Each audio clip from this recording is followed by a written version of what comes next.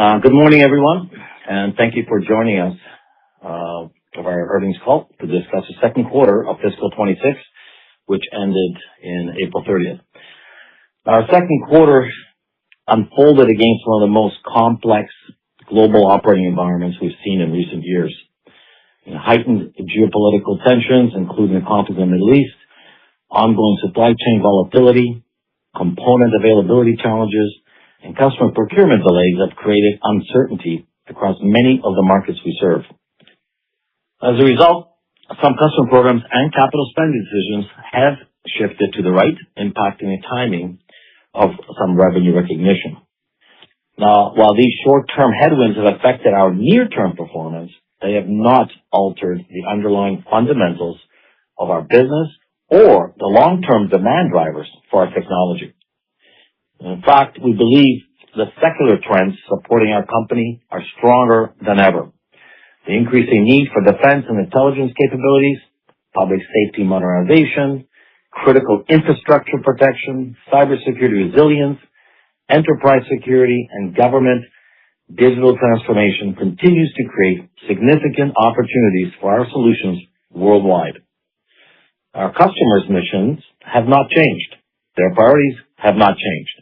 In many respects, they have become even more critical in today's geopolitical environment. Therefore, we remain focused on executing our long-term strategy rather than reacting to temporary market volatility. And we are making substantial investments to modernize and strengthen our technology portfolio across both our mission systems and broadcast and media businesses. This includes a comprehensive refresh of our product roadmaps, next-generation platforms, software capabilities, AI-enabled solutions, and integrated technologies designed to meet evolving customer requirements. We've been very, very busy with this transformation the past 18 months and will continue to do so throughout fiscal 2027. Now, these investments are intentional. They position the company not simply for the next quarter or the next fiscal year, but for a new cycle of growth that we expect to accelerate through fiscals 28 and 29 and beyond.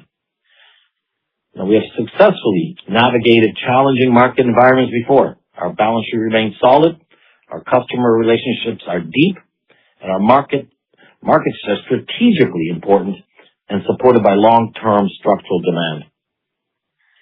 Now, while we expect some near-term volatility as customers work through procurement cycles and global supply chains continue to normalize, we remain highly confident in our long-term outlook. We believe the actions we are taking today will strengthen our competitive position, expand our addressable markets, and create meaningful shareholder value over the coming years. Our strategy is clear. Maintain operational discipline, continue investing in innovation, support our customers' critical missions, and position the company to capitalize on the significant growth opportunities ahead. I appreciate the continued support of our customers, employees, shareholders, and partners, and we look forward to updating you on our progress as we execute against our strategic objectives. Dan, can you please continue with the detailed financials? Thank you, Mirko. Revenue for the second quarter of fiscal 2026 was $32.5 million, representing a decrease of $1.8 million, or 5.1%, compared with the prior year period. Since our last earnings call on March 13th, the operating environment has become meaningfully more complex. Several external factors affected customer decision-making, procurement timing, and near-term purchasing patterns during the quarter. First, the conflict in the Middle East created additional uncertainty across several end markets. At the time of our last call, the U.S. bombing campaign had begun less than 2 weeks earlier, and market expectations around the duration and scope of the engagement were still evolving. The subsequent announcement of the blockade of the Strait of Hormuz a month after the earnings call added another layer of macroeconomic and geopolitical uncertainty, particularly around energy markets and broader customer planning. Within the defense sector, we have not seen evidence of a structural demand issue. Rather, the pressure we experienced related primarily to procurement timing. Defense spending is being directed towards urgent readiness priorities, including air defense, counter-drone capabilities, and replenishment needs. At the same time, broader modernization programs remain subject to normal budget cycles, approval processes, and program gates. One large defense program in particular is expected to contribute to lower purchasing levels in the near and medium term as assets associated with that program are currently deployed and there's no defined timetable for their return. This has affected the timing of expected purchases, though we continue to believe the underlying requirement remains intact. Second, artificial intelligence has become a major investment priority across many customer segments. We are seeing significant investment in AI infrastructure projects, and customers are increasingly evaluating how AI will affect their own businesses, technology roadmaps, and capital allocation decisions. In the enterprise market, this has contributed to longer IT approval cycles. Buyers are prioritizing AI infrastructure, cybersecurity, cloud optimization, and cost reduction initiatives ahead of more discretionary communications and video refresh projects. In the broadcast space, we continue to see constrained media technology budgets, disciplined capital spending, and heightened scrutiny of return on investments for cloud, IP, remote production, and infrastructure upgrades. Related to this, we noted on our last earnings call that the global memory semiconductor market has entered a tight supply cycle driven largely by demand from AI data centers and high-performance computing applications. That trend has continued. Memory prices are increasing, and memory and server manufacturers are prioritizing AI-optimized products, which is further constraining supply for other server configurations. In response, we are monitoring supply chain conditions closely, making incremental investments when deemed necessary. We've also changed how we quote server-based solutions. Servers are now offered as a separate line item rather than bundled with software into an appliance-like offering. This gives customers greater purchasing flexibility. They may purchase software only or virtual machine options, purchase servers through Haivision, or source servers through their own supply channels. This approach is intended to protect Haivision from volatility in server input costs and preserve margin discipline. At the same time, it may reduce reported top-line revenue by as much as $2 million, depending on the extent to which customers elect to source server hardware independently. Despite the second quarter revenue decline, our year-to-date performance remains positive. For the first half of fiscal 2026, total revenue was $76.8 million, an increase of $5.3 million or 8.5% compared with the same period in the prior year. Our recurring revenue from maintenance, support contracts, and cloud services continues to be sound. Recurring revenue in the first quarter was $7.1 million, or about 22% of total revenue. On a year-to-date basis, recurring revenue is $14.4 million, or 21.3% of total revenue. Gross margins for the second quarter of fiscal 2026 was 68.9%.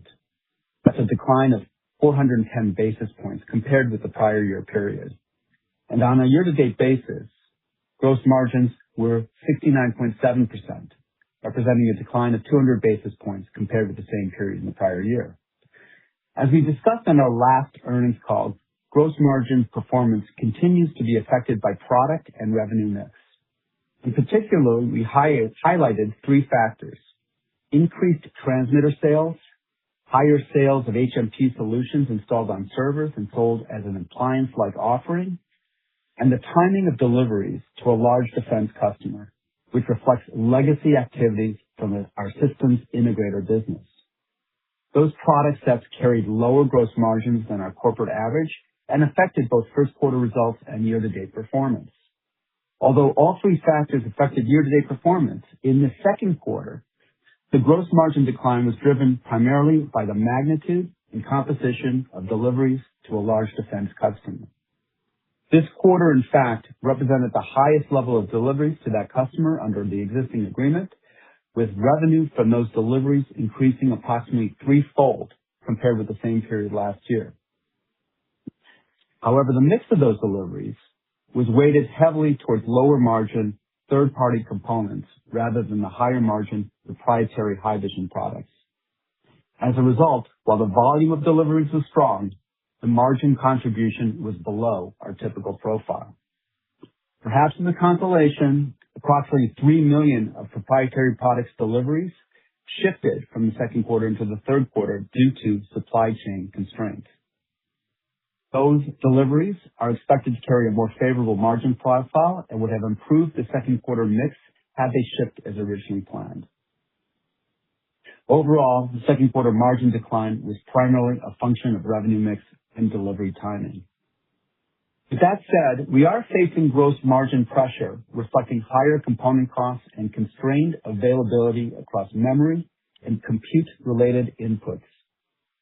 Technology manufacturers using memory, GPUs, CPUs, SSDs, NICs, or FPGAs are facing increasing purchases through brokers, higher BOM costs, longer lead times, allocation risk, and expedite fees.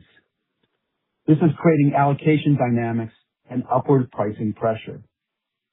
To illustrate the point, the number of component end-of-life events affecting our active production has accelerated and has doubled in the last 6 months compared to the previous 6 months.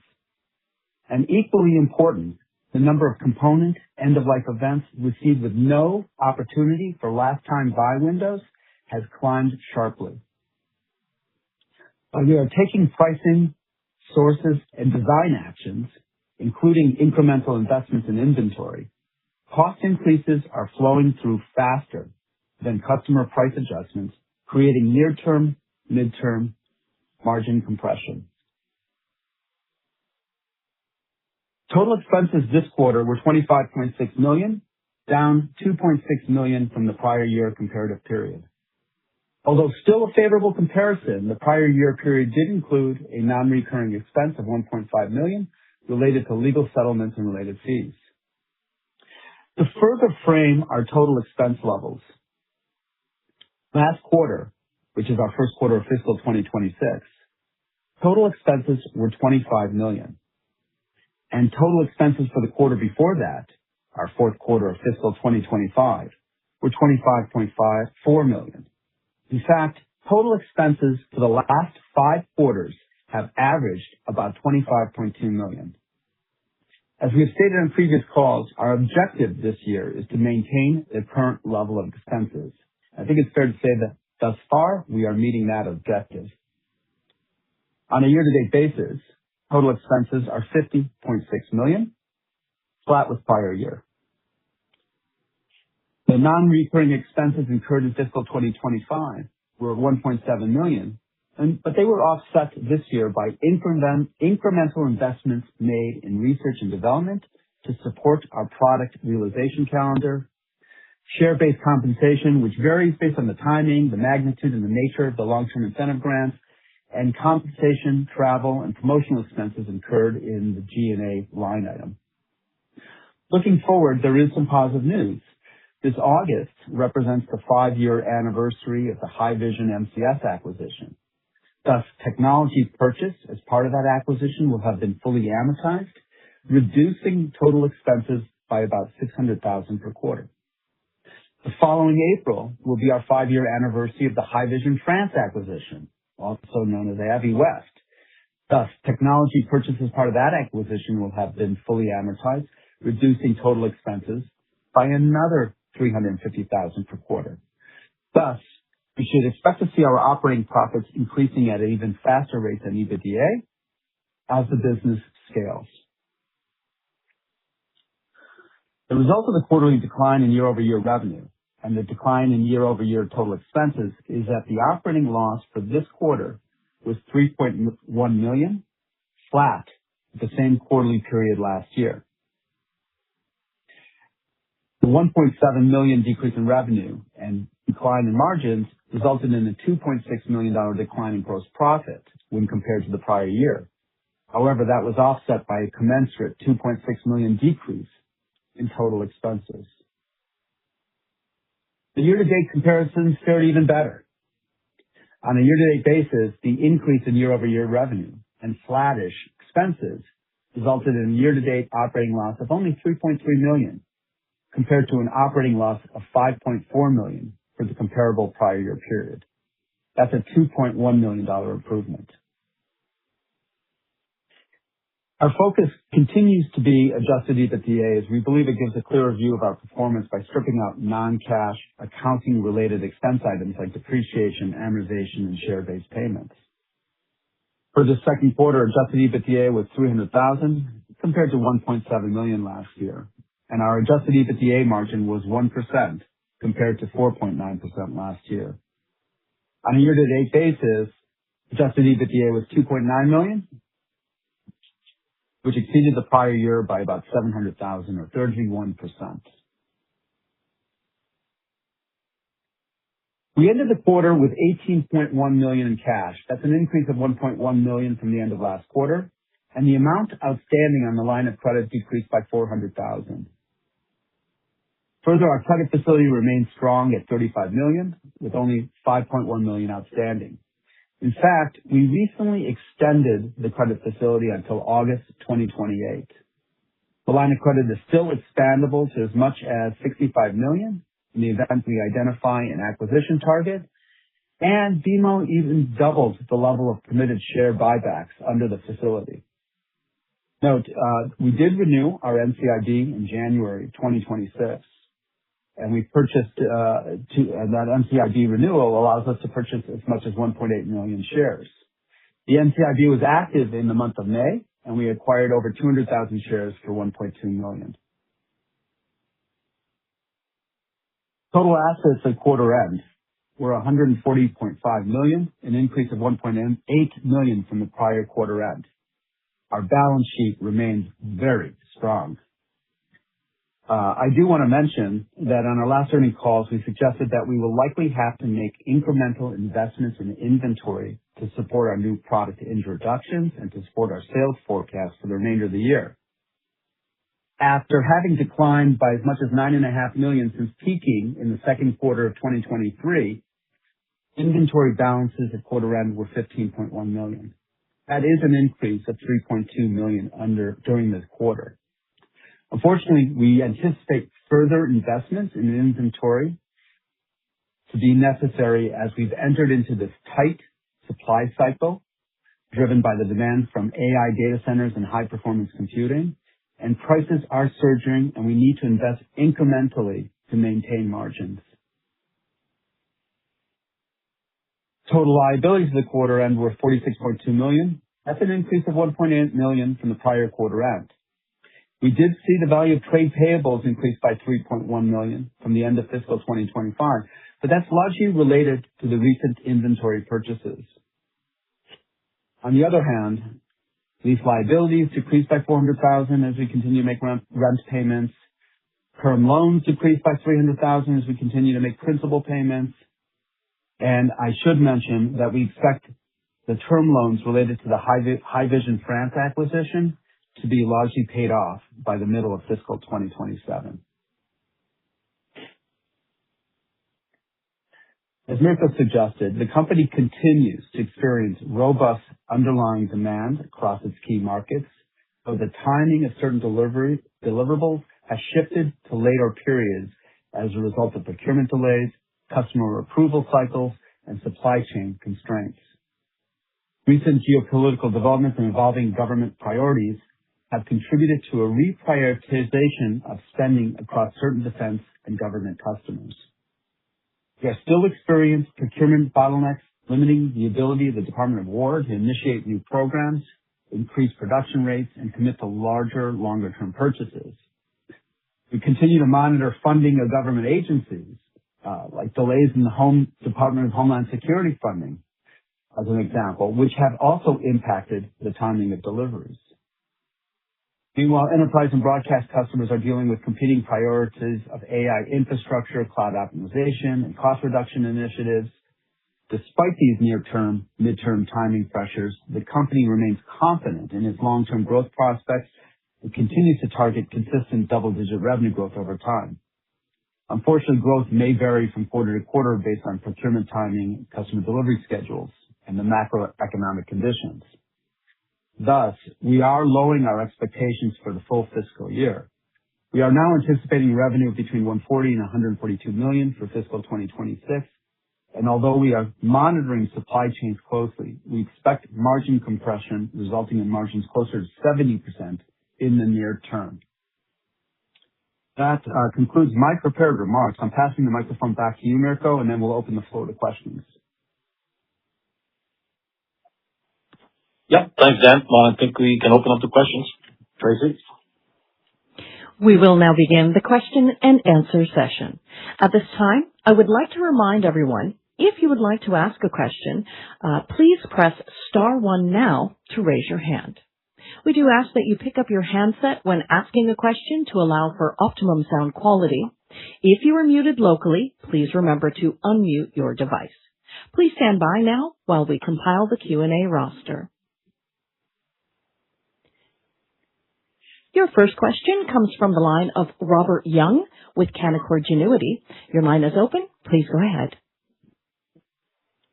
Hi, good morning. You highlighted in the prepared comments that you weren't seeing a change in long-term demand. So I was curious if you could state whether there's program cancellations or any descoping. Is there any change in the long-term outlook for any of your customers? Maybe just maybe go deeper into the demand environment. Sorry, Robert, you were kind of breaking up there. I think the question is, are we seeing any changes to our long-term outlook for our key markets and customers? Is that the question? I apologize. I guess it's a bad connection here. No, it's okay. What I was looking for is just trying to get a sense if there's any program cancellations or if there's any descoping of programs as opposed to the delays that you were talking about. Well, a good question. No, we haven't seen any cancellations at all. The only thing that we've seen, obviously, we have one very large program that we're working with over multi-years, and we know that is being a little bit delayed due to what's going on in the world. But I don't expect that to change dramatically. It's just going to be shifting to the right a bit.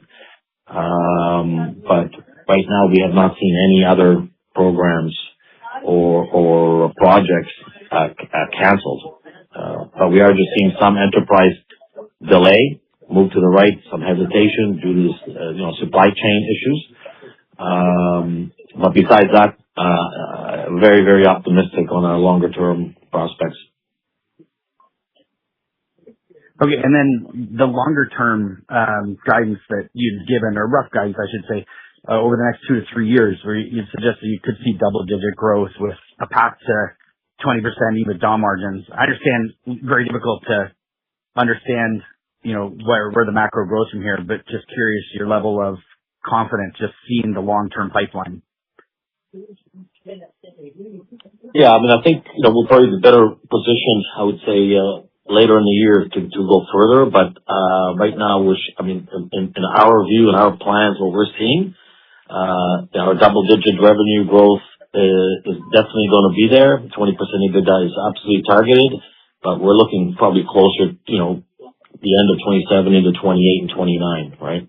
So that's when I say long term. It's we're gonna, once the large defense program kicks into gear, which should be planned for our fiscal 28, together with the supply chain changes, and with all of our next generation technology, all of our new products that we're announcing, because we're announcing at an accelerated pace of products throughout the next 12 to 18 months.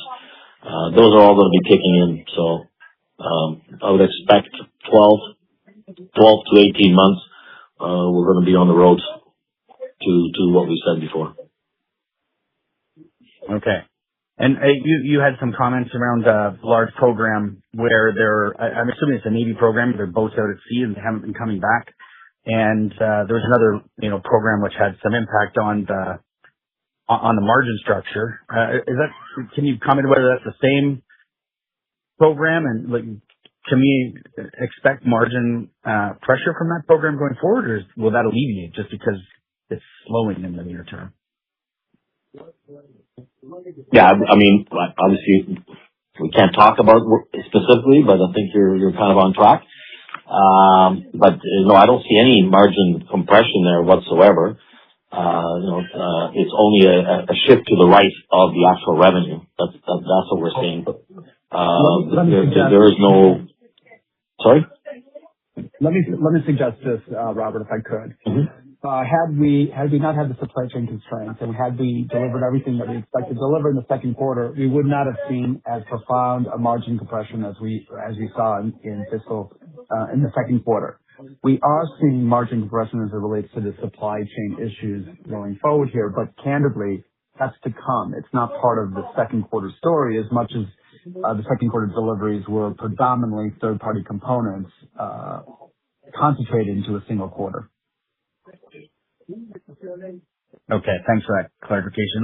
Last question for me, and I'll pass the line.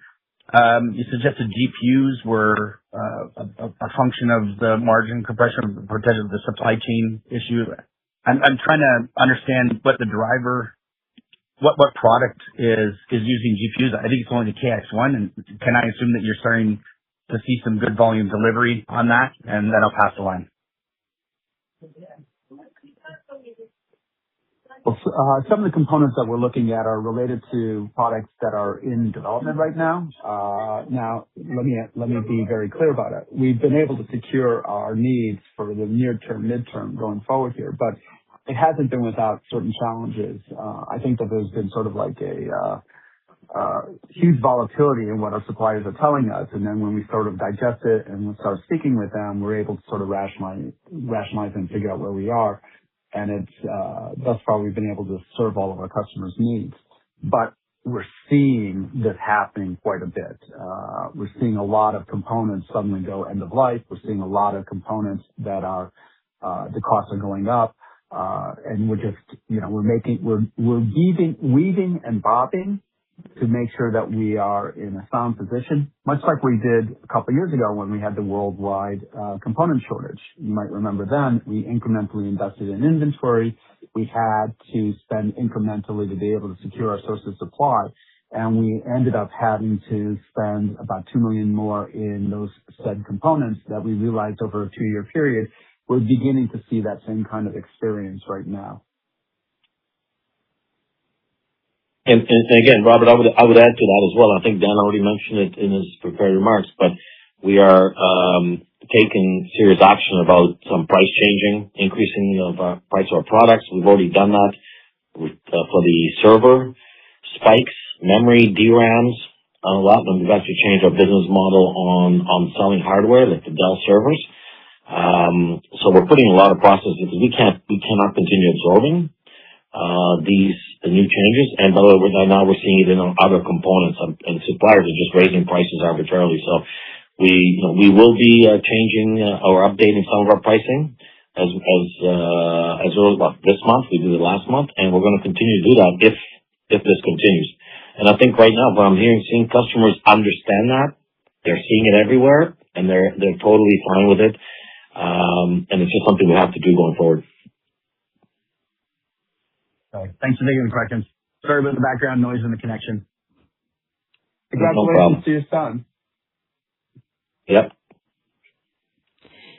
As a reminder, if you would like to ask a question, please press star 1 on your telephone keypad now. Your next question comes from the line of Daniel Rosenberg with Paradigm. Your line is open. Please go ahead. Hi, good morning. Thanks for taking my questions. My first one just comes around the margin profile and the pricing initiatives that you're taking. So how do you think about that flowing through into your actual margin profile? When do those changes kind of flow through and help you get back to a more normalized gross margin level? Well, the price and the server pricing that we just announced last month, I mean, again, we have to give people, usually a 30-day notice period, so we haven't seen that funnel through yet. We expect it to start this quarter. We're in Q3 and of course into Q4 and beyond. So that's the first changes that we've done. We're about to do new changes to other products starting this month, which will probably really affect us more in Q4 because again, we have to give our customers it's always a standard 30-day quote protection mechanism when we announce that. So I think you'll see most of those affect hopefully positively into Q4 and obviously the following year. Okay, thanks for that. And I understand you explained the kind of revenue that's been pushed out a bit based on the Middle East conflict. But specific to large contracts, I was wondering if you could maybe speak to broadly opportunities out there, understanding that, these are larger ones, but are still potentials to hit. Just any initiatives you're taking or anything you're seeing just more broadly around defense. I'm thinking of NATO initiatives and things of that nature. Yeah, a good question. I mean, we've got, I think I mentioned last quarter earnings call that we've seen an unprecedented a number of very large opportunities. So that's continuing. I mean, we've got a significant number of multi-million-dollar deals in the pipeline. This is our long-term forecast, and these are large opportunities, large deals. So we're very, very positive on that. We haven't seen any being canceled that we've been working on, but these things take time, right? So right now what we're seeing is there's a lot of interest in the NATO Five Eyes for sure, as they're starting to beef up a lot of their militaries, looking at technology. But these things don't happen overnight, and they take several years sometimes. So it's increasing. The long-term pipeline is looking good. The forecasts are building, and so we don't see anything from our core business being affected from the need of the technology. It's just this temporary headwinds that we're kind of seeing, where some people are shifting things to the right, some people are waiting to see what happens. But overall, I mean, we're pretty bullish on the long-term prospects of what we're doing. Okay, thanks for that. And then you mentioned some the pricing pressures, and I think everybody globally is seeing the headlines, and we've certainly seen some comfort in customers coping with that. But I'm just wondering, how far do you think this can go? And then anything in terms of the customer saying, well, how much can they absorb? How much price inelasticity is there in the customer profile? Obviously you're delivering high value things, but how much wiggle room do you think you have there? It's a great question. I mean, the good thing is that we are in mission critical operations, and not to say that price is not an issue, but customers that do need our technology at one point, we're not in such a price sensitive situation where they can wait. So we're seeing within our operations, people do need the equipment. Yes, there's always pressure on price and pressure on budgets, no question. So I think in the pure defense ISR security space, we see that pretty positive. In the enterprise space and in the banking sector and the enterprise, or even the government, we have both commercial and government enterprise. Their projects can be deferred because they are concerned with budgets, and they're using technology, even their previous generation technology, and they might decide to wait a year and instead of doing a tech refresh. So I think there we might see some pressure where if I was going to do my typical 3 to 5 year type refresh, things work, why not wait a year until the supply chain subsides and the prices come down? That could be happening.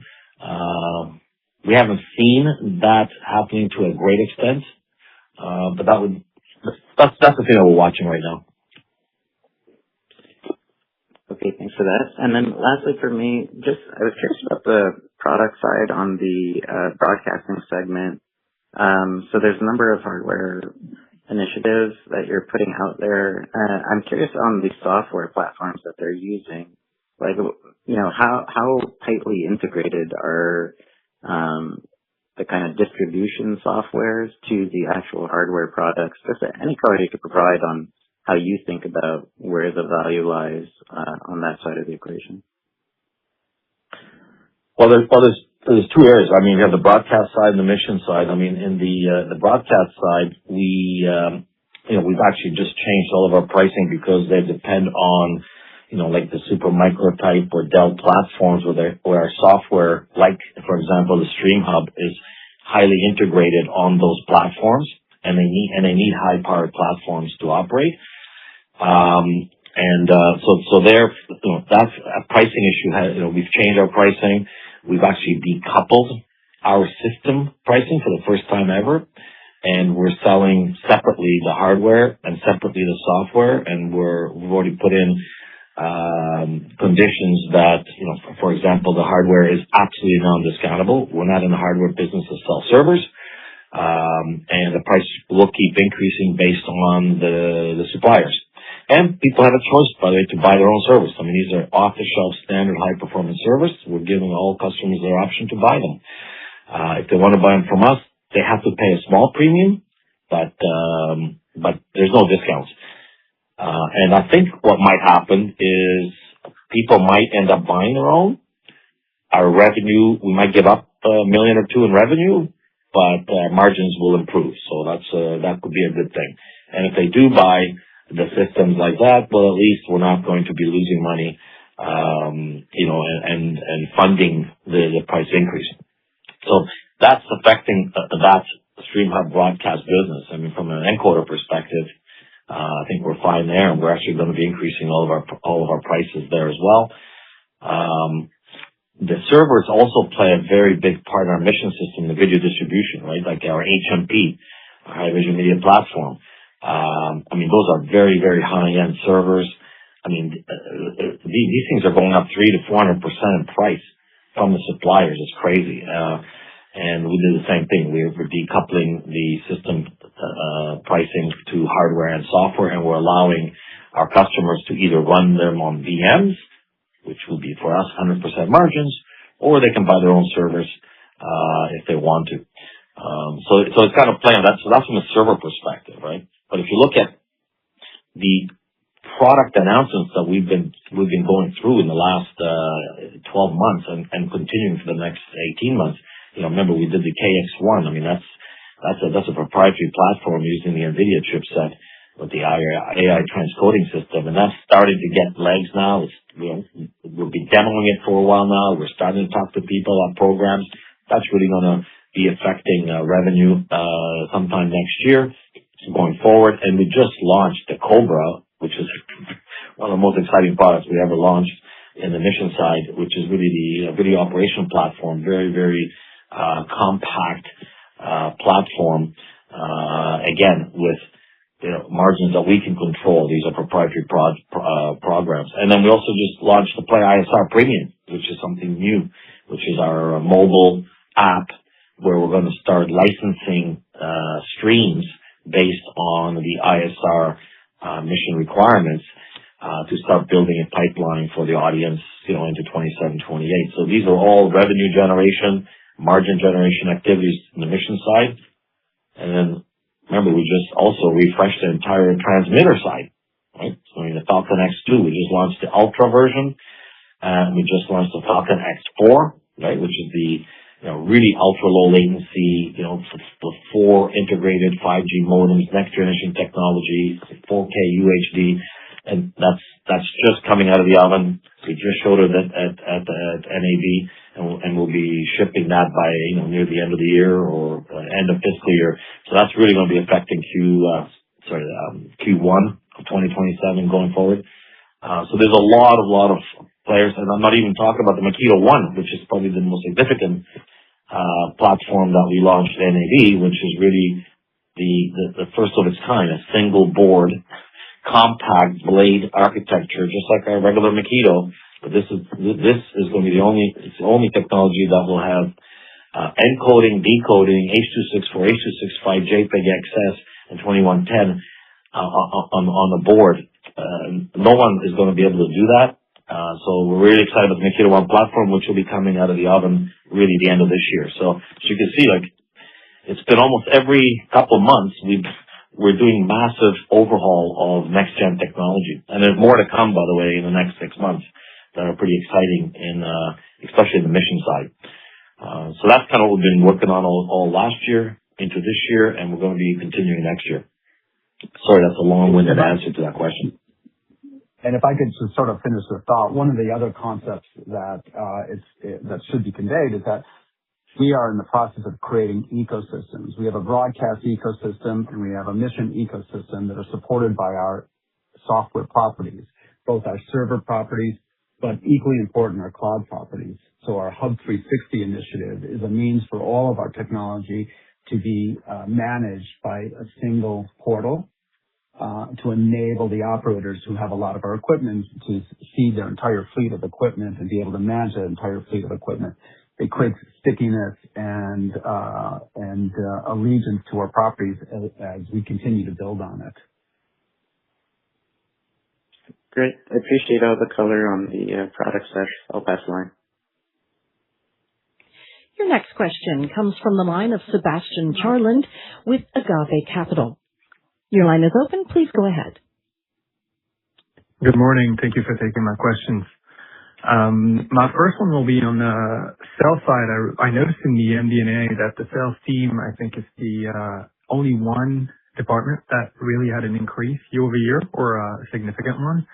I was wondering in which verticals or geographies are these salespeople, I think it's about 15 people or a little less, focused on? Dan, do you? Yeah, my recollection is that we made a significant investment internationally, particularly in international, because we saw a huge opportunity not only on the broadcast side, but on the mission side as well. And so, we kind of retooled our sales organizations to focus on these two areas of sorts. And this was where we believed that we had the best opportunity, low-hanging fruit, by investing internationally. Got it. Yeah, it's also for both markets, right? It's not just the one market, because we have increased our mission sales team internationally as well as our broadcast team internationally.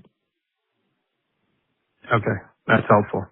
And we discussed it briefly on the last call, and like we looked nationally in Canada, on the defense side, there's been new orderings of Bombardier planes. There's the large order for submarines, for F-35s and maybe Gripen jet fighters. There's also those new Navy ships and icebreakers coming in.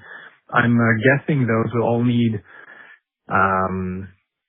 low latency, Haivision sort of kind of equipment going forward. Have you seen any uptick in Canadian interest on the defense procurement side?